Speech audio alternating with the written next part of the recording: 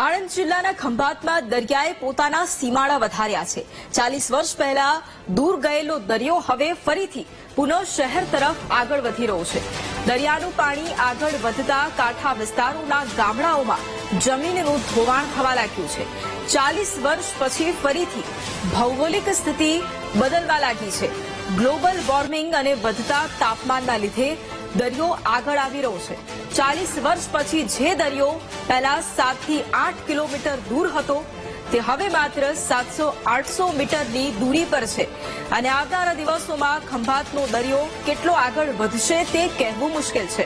તાજેતરમાં કરાયેલા જીઓલોજીકલ સર્વે મુજબ ખંભાતમાં મળતી મહી અને સાબરમતી સહિતની નદીઓ પોતાની સાથે કચરો અને માટી પણ ખેંચી લાવે છે। નદીના ધોવાણથી 18,000 હેક્ટર જમીનને નુકસાન થયું છે। તાલુકાના 70 થી વધુ ગામોમાં દરિયાકાંઠાની જમીનો કોતરોમાં ફેરવાઈ ગઈ અને આગળ વધતા દરિયાની સ્થિતિ સામે ખંભાત નગરપાલિકાએ પણ સાવચેતીના પગલાં ભર્યા છે। જાનહાનિ ન થાય માટે દરિયા પાસે લોકોની અવરજવર પર પ્રતિબંધ મૂકવામાં આવ્યો છે।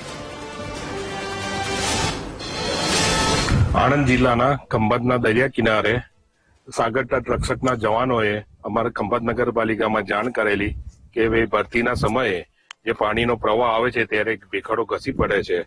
તો અમે ખંભાત નગરપાલિકાએ અત્યારે જે અહીં સહેલાણીઓ ખંભાતના નગરના જે સહેલાણીઓ આવે છે એમની સાવચેતી અને સુરક્ષાના ભાગરૂપે અમે અહીં એ લોકોને સાઇનબોર્ડ લગાયા છે।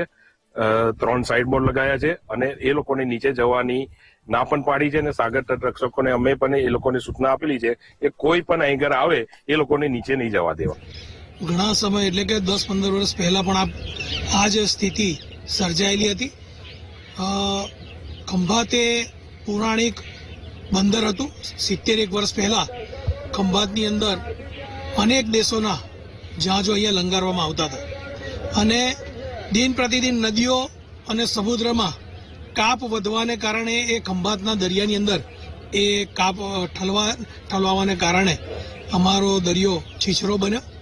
પરંતુ કુદરતે આજે એવા સંકેતો આપ્યા છે કે મોટા પ્રમાણમાં જે ભેખડો ધસી પડે છે એના કારણે અમારો દરિયો ઊંડાણમાં જઈ રહ્યો છે। મહત્વની બધી જ નદીઓ સાબરમતી, મહી, નર્મદા, તાપી એ પોતાનું બધું જ પાણી ગલ્ફ ઓફ કેમ્બેમાં નાખે છે અને વર્ષો પહેલા જ્યારે કન્સ્ટ્રક્શન થયું ન હતું, ડેમ બંધાયા ન હતા, તો ઓબ્વિયસલી આપણે સમજી શકીએ કે આ બધી નદીઓ કેટલું બધું પોતાની સાથે સેડિમેન્ટ્સ, માટી ને કણ બધું લાવતી હશે કે જે ગલ્ફ ઓફ કેમ્બેમાં ઠલવાતું હશે। એ નેચરલ પ્રક્રિયાના કારણે ઘણું બધું ઠલવાતું હતું, પણ કન્સ્ટ્રક્શન થવાને કારણે એટલે કે ડેમ્સ કન્સ્ટ્રક્શન થવાને કારણે પાણીનો પ્રવાહ અટકી ગયો છે।